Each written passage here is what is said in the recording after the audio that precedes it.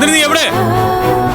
നന്ദിനി, നന്ദിനി, അളിയ നന്ദിനി എവിടെ?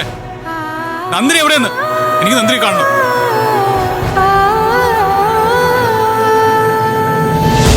നന്ദിനി എവിടെ? നന്ദിനി എവിടെ? എനിക്ക് നന്ദിനി കാണണം. എന്റെ ഷട്ടിൽ എന്തിനാ പിടിക്കുന്നത്? പോയി എടുത്തോടാ. അതിനോട് ഇങ്ങോട്ട് വരാൻ പറ. ചെല്ല്. അയ്യോ, എന്റെ അളിയ നന്ദിനി ഇവിടെ ഇല്ലാന്ന് ഞാൻ പറഞ്ഞില്ലേ. പിന്നെ എന്തിനാ അളിയൻ ഇങ്ങനെ ഭ്രാന്തനെ പോലെ ബഹളം വയ്ക്കുന്നേ? നന്ദിനി അവളുടെ വീട്ടിലേക്ക് പോയി. നന്ദിനി എന്നെ വിട്ട് എവിടെയും പോവില്ല. നന്ദിനി ഒരിക്കലും എന്നെ വിട്ട് പോവില്ല. നന്ദിനി, നന്ദിനി നീ എവിടെ? അളിയ നന്ദിനി, നന്ദിനി താഴെ വീണ കാല് പൊട്ടിപ്പോവും. എന്റെ പൊന്നളിയ ഒന്നാമത് കാല് മുറിഞ്ഞിരിക്കുക. എന്റെ കാല് കൂടെ മുറിക്കല്ലേ.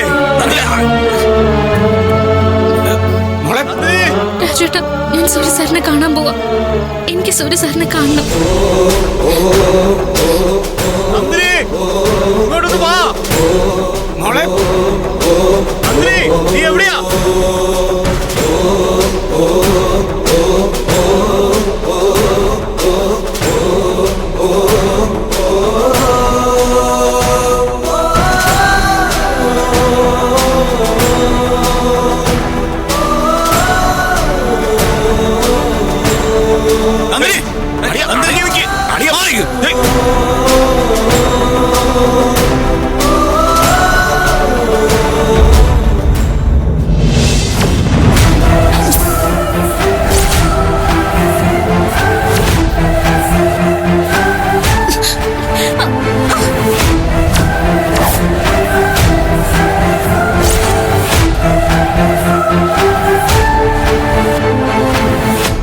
മമ്മി പറഞ്ഞതൊക്കെ മറന്നോ നീ?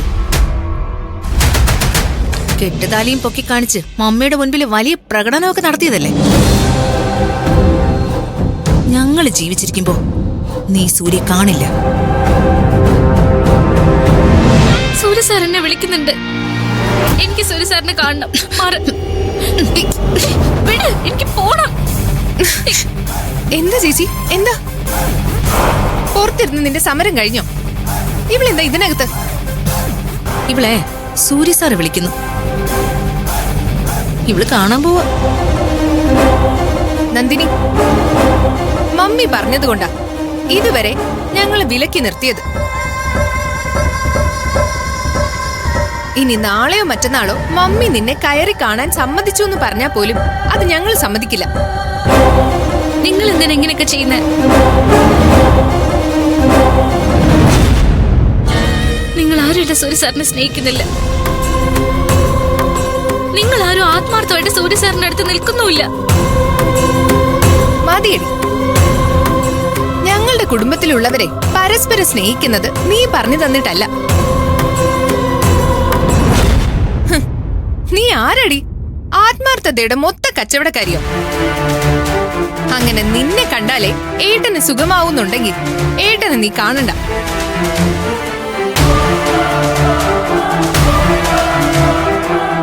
എന്താ ഇവിടെ ബഹളം?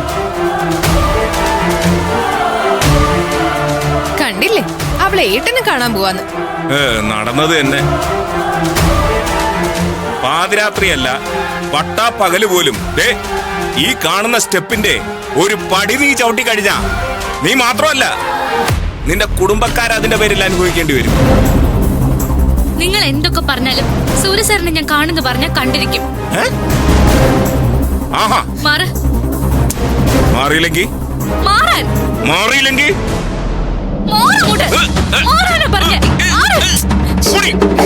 നീ എന്നെ